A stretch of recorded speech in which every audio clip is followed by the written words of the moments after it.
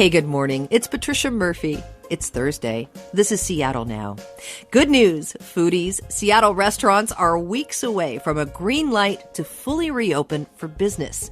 That's if they can find enough cooks, waitstaff, and bartenders.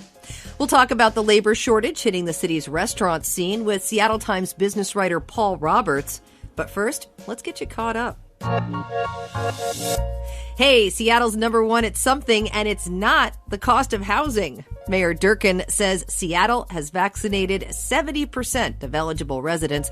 That makes us the first major American city to hit that milestone. We nosed out San Francisco, who's a close second. And as the vaccine rate goes up, COVID cases are going down. New cases and deaths in King County are at their lowest point in almost a year. A Seattle nonprofit that serves undocumented immigrants is temporarily closing its doors. Casa Latina says it's because protesters outside their Central District headquarters have been harassing employees. Dozens of people are camped there to protest the nonprofit's response to sexual misconduct allegations made by an employee. The organization says it will continue its work of connecting undocumented immigrants with jobs remotely. And light rail is picking up the pace. Sound Transit says it will resume more frequent service this weekend after slowing things down during the pandemic. Trains will run every 8 minutes during peak travel times and every 10 minutes during middays and weekends. Masks are still required on board. We're less than 3 weeks away from the state's June 30th reopening, when restaurants can fill the house and welcome customers back to in-person dining. One catch, just as they're expecting a surge of demand from Seattleites who've been missing their favorite haunts, there's not enough busboys, cooks, and servers to go around. Some of it is the pandemic, but some of it is a reckoning with long-standing issues in the service industry. Paul Roberts is a business writer at the Seattle Times. He's covering the labor crunch the city's restaurants are facing. Paul, thanks for taking the time. It's a pleasure to be here. So the governor says the state is open for business by the end of the month at the latest. If I'm a restaurant owner, what am I thinking and doing right now?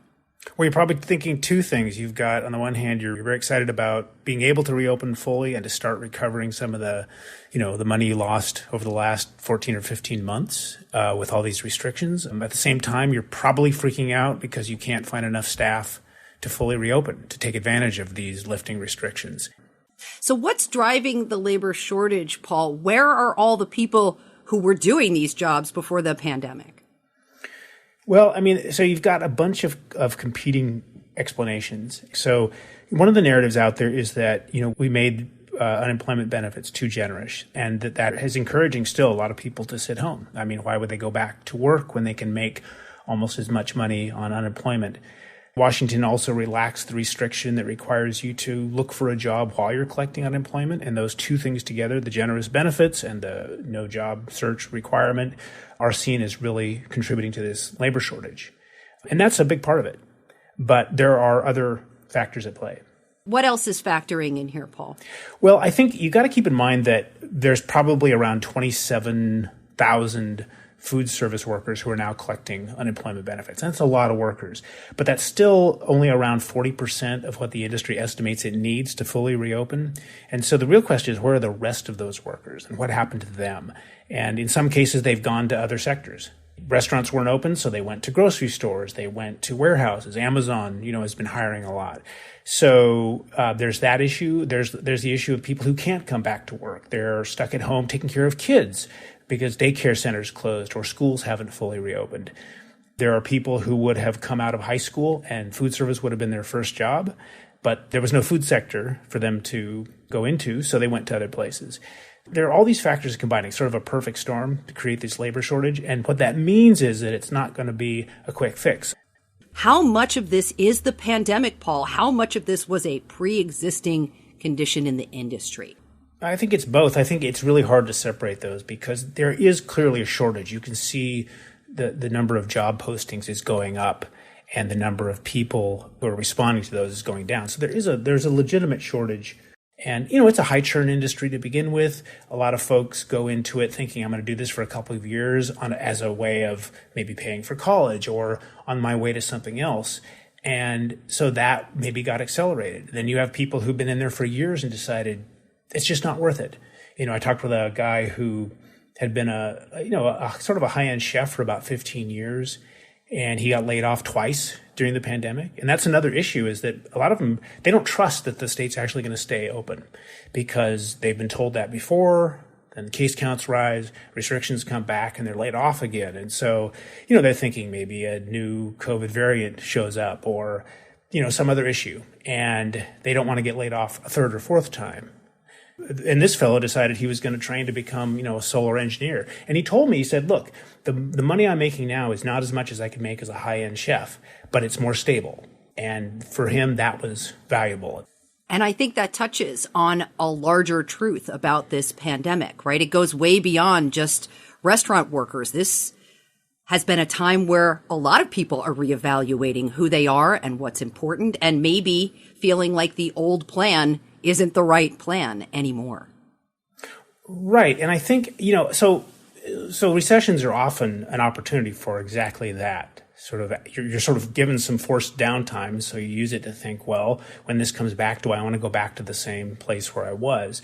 And, I think we have to resist.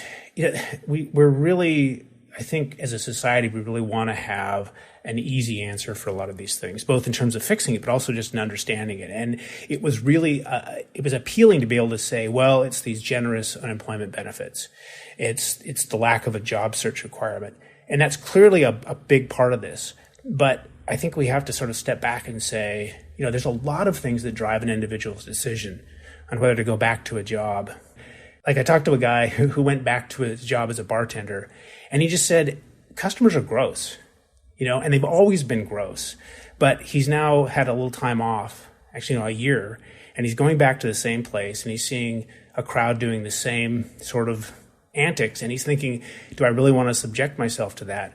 And then you have the added sort of issue about like how many of these people are vaccinated and how much should he be worried about that. And I found that you go into a grocery store or a restaurant these days and you're seeing basically frontline workers, and in grocery stores especially, but also in restaurants, people look tired. I mean, when you look at these people and you look them in the eye, like they have not been working at home, They have not.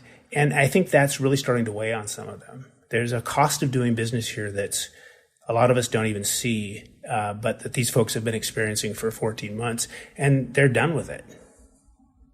Well, inevitably, there will be people to replace them. Whatever shakes out will be staffed with people, Paul. Do you have any sense of when we might see what this really means for the industry? Right. And I guess restaurants are the sort of the canary in the coal mine for a larger question about work, and especially work that we call sort of lower skill or frontline, depending on our perspective. And our employer is going to have to step up, and not just assume that if they've got a job opening, it's going to get filled. I've heard some labor groups talk about the shortage as sort of the biggest sort of walkout in modern history, framing it as a labor movement. And I think that there's a lot of truth to that, at least in terms of understanding it. But I think you don't want to sort of overthink this. These are individuals who are making decisions based on, their own sort of interest. Like, does it make sense for me to keep doing this? And as long as it does, they'll come back. But if it looks like there's something better, something they ought to be doing, they're going to be considering that. And, how many of them make that jump? I think that's the $64 million question. Well, I'm really looking forward to seeing how this plays out and talking with you again. Paul Roberts, business reporter at the Seattle Times. Really appreciate it. Thank you. Thank you. Thanks for listening to Seattle Now. Jason Pagano produced today's show. Our production team is Diana Opong, Clare McGrane, and Caroline Chamberlain Gomez. Matt Jorgensen does our theme music. I'm Patricia Murphy. See you tomorrow.